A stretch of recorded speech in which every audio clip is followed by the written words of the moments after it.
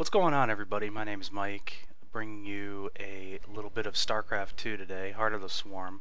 New expansion just came out. Why am I on normal speed? There we go. Gonna be looking at one of the ladder games that I've played recently. This is a game from about 5 days ago. It's gonna be a Zerg versus Protoss. Here in the bottom right corner, we're gonna be seeing my opponent today by the name of LightWave, playing the blue Zerg. And up in the top left is going to be myself playing the red Protoss. Some of you might be wondering what the heck the clan Sea Knife is. Sea Knife is a shorthand of Team Chilled Knife. Certain friends of mine who will have evidently watched this video will get that reference a bit and know exactly what the hell that means. A bit of an in-joke from a little party I had a few years ago, but anyway. That's not important right now. So it is going to be a Protoss versus Zerg. This is played at roughly the gold level, mid to high gold, maybe possibly plat. I forget what my opponent is. I think he was actually unranked in this, doing his placements, but he was definitely playing at a gold level. That's why he was paired up with me here. He's going to be sending his Overlord Scout just darting across the map here. And it looks like I'm going to get my scout in here. He's going to pull some drones to try to stop me, but he's really not going to stop my probe from really doing anything. And my probe is just going to head on out, and it looks like he's going to send his own drone out now to potentially drop the expand at 15, which does look like that's what he's going to do. Though it seems like he can't really make up his mind. He's actually up to 16 supply now, and that drone is just kind of sitting there. Remember, this is Gold League, so these players are not pros. He's actually going to get his gas and his pool first before dropping his expand, so that's kind of interesting. So it looked like it was a 15 pool, and then he's going to delay the hatch. There goes the hatch after getting the gas. Meanwhile, back at the Protoss base, building up fairly standard, Gateway Cybercore down. I have a gas already. I'm gonna just try to build up, the standard one base opening like most Protoss players will do. And I don't really pretend to be any good at this game, so you're going to see a lot of macro slip-ups. I don't really spend my money all that well. I don't really have the greatest micro, and my unit production is usually slacking. Cybercore about to finish. I believe I start the warp gate right away. Do I start the warp gate right away? No? Why not? Where's the warp? There's the warp gate, and I'm going to throw a chrono boost on that as well. Throwing down another pylon. His Overlord Scout is going to make it to my natural. I do have one Zealot protecting the front.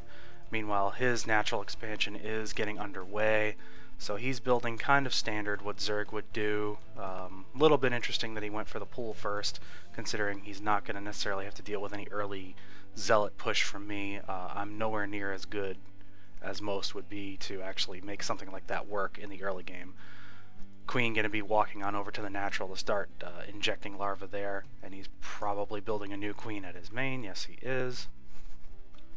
And he does have a few Zerglings out on the field to do some scouting. This pair of Zerglings here is probably going to take that Zelnaga tower. So yeah, not too much going on yet in the early game here. He does have his first Overlord Scout kind of in the corner of my base over here, ready to spot anything. I don't believe he sees that robo. No, he doesn't. He actually hasn't seen really any of my base. So he's kind of playing a little bit blind here. He doesn't know what I really have as far as tech goes. I do have a couple of units out. Mothership Core. Mothership Core, pretty standard unit now. The warp gate is almost done. And I believe I may actually be dropping my expansion here soon. Not sure I really remember this game too well. Keeping up on my probe production. One of the things that I do, just because I'm terrible, is I'll queue 2 probes up at once, because I'll forget to go back and queue up another one after the first one finishes, or right before it does. Twilight Council going down now. And I should be adding on some gateways here, I believe. Meantime, our LightWave is dropping some spine crawlers in the front. Interesting. Especially since he hasn't scouted me, he really doesn't know what I have, so this might just be just in case kind of thing. and also has the Roach Warren on the way as well as an Evo Chamber, so he's going to start getting some upgrades, getting some roaches out. And he does control rather the both watchtowers. So he has a lot of map coverage right now. A lot of map control, if you will. And I'm just kind of sitting in my base. It's one little fallacy that I have is I tend to sit in my base a lot and try to macro up really hard. I don't really push out too much. I don't really do aggressive scouting or poking, and that's something I've been trying to work on. I've actually played a few games since this game, and I've tried to work on that a little bit. But you know, baby steps, baby steps. I'm no MC. I'm no White Raw. As much as I wish I'd like to be. Gonna move out to the front here with my forces and set up my expand. There it goes. A little bit late on the 8-minute mark now. I try to expand when I do this one base opening. I try to get the expand up actually maybe a little bit quicker than that. Maybe before I start dropping more gates. I only have 3 gates now, which is interesting. So Roach is on the way now. Burrow being researched for our Zerg player. He hasn't gone for any of the Roach specific upgrades just yet. And he's continuing to build static defenses at the front, using his roaches to break down these rocks here. He is going to be setting up a 3rd at that kind of protected base. Usually that's where most people will take their 4th. But occasionally you can throw a 3rd down there. You kind of have the option if you want to take this base here versus this base here for your 3rd. Same on the other side. And kind of blindly getting out an Immortal on my end here. I don't recall, do I have an observer floating around down there yet? Let me see. No, I don't. Usually, I do have an observer out on the field now, and I'll probably float that down to try to do a little bit of scouting, see what he has, and see what I can do to react. And there goes the observer now. It's going to be heading out to his base. I'm going to kind of scout at his front to see what he has. I'll notice that he has roaches right away. And kind of going to spoil it a little bit. This guy, LightWave, really loves his roaches. He's getting his layer tech at the natural here. Good saturation. He's protected well from any sort of Oracle harass that I might have tried to go for, but I didn't. So these spore crawlers are really, they're kind of blind. You know, he did a lot of blind static defense, not really knowing what I had or what I was going to do. Nothing really wrong with that at this level, because at this level of play, you know, around the Gold League, maybe low Platinum League, you really can't be too sure, and it's better to be safe than sorry a lot of times. Zergling Scout across the top. He's going to go into my natural 4th here, and is going to see I have not gone for it as of yet. I believe I actually will be setting up my 3rd right around here in just a few moments, but I'm just continuing to kind of get some gateway units out as well as some Immortals. I do have +1 on my weapons, and I'm going to get the double gas at my expansion here very shortly. And my observer in place just kind of at his front. I will see that these roaches are kind of now out in the field roaming around. I give him this, he does have good creep spread. He's devoting a lot of his APM into creep spread, which is fairly interesting. Oops, don't want to hit that button. Want to hit that button. He is beating me in supply on both ends in terms of workers and in terms of army. So good on his part. And no, whoops, wrong button. Totally wrong button. That's what I wanted to see. No real killing has happened. I am moving across the map now, though. I'm going to start cleaning up some creep tumors. I do have a couple of Immortals, a few Sentry Stalker with +1 attack upgrades, a couple more Stalkers going to be reinforcing from the back side there. And I'm actually going to swing around and I'm going to go into his 3rd. I'm going to pick off this Overlord and I'm basically going to shut this expansion down now.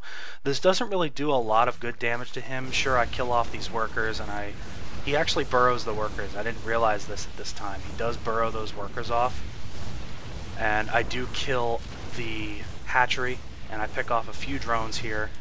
So as you can see, I do have a 7 workers killed advantage on him now. And I will be ahead now in the worker supply. However, I kind of just back away right now, and I basically freely allow him to take this base back, and he's effectively going to re-expand there and then expand again up to his 4th. So he'll be on 4 bases now. Meanwhile, I am getting my 3rd set up as well. That nexus about to finish. I should be transferring some probes down there now. Another thing I really don't do all that well is manage my mineral lines. A good thing to do, note that it's a max of 24 for like maximum saturation as per Blizzard, but just to kind of keep the units spread out well enough and keep probes kind of at a good saturation kind of median for each expansion is to kind of go about maybe 18 or 19, 20 at a max, because you don't necessarily want to mine out each base that quickly, and you can still have a lot of probes in place, so just something to keep in mind. Now I got a lot of stalkers here. I do have +1 armor now. I know he's got a lot of roaches. He's actually got how many roaches does he have here? Let's go to the units tab. He does have 38, almost 40 roaches, no zerglings. I've got 22 stalkers, a couple of sentries, a couple of immortals, and of course my mothership core, and 1 lonely zealot. Where is that zealot? I was just in the middle of the army there. He's just kind of, it's like, yeah, what's up, dudes? What's up? Stalkers, huh? I'm a zealot. I've got no kills and I've taken some damage, but yeah, I'm still cooler than the rest of you guys.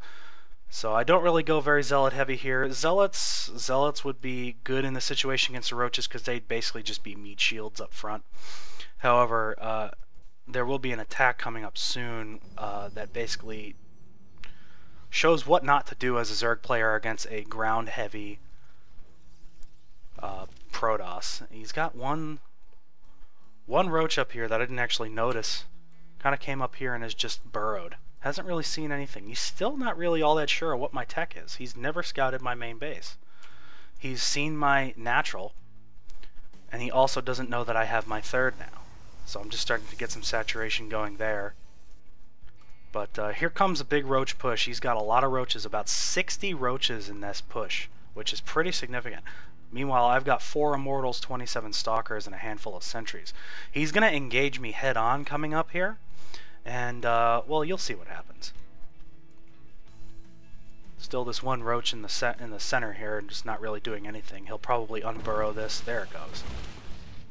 I do shoot at it a couple of times, but here comes the big roach push. He does split a few off, not sure why, but here comes the engagement here. It's basically directly engaging this. I don't really do any sort of micro. My mothership core at the top, not really doing anything. He does throw down a time warp, and I do reinforce. So I've got a couple of immortals in the back here, and the immortals are really what's saving me here. Notice he's got a really big concave on this attack, and under normal circumstances, he should have won this.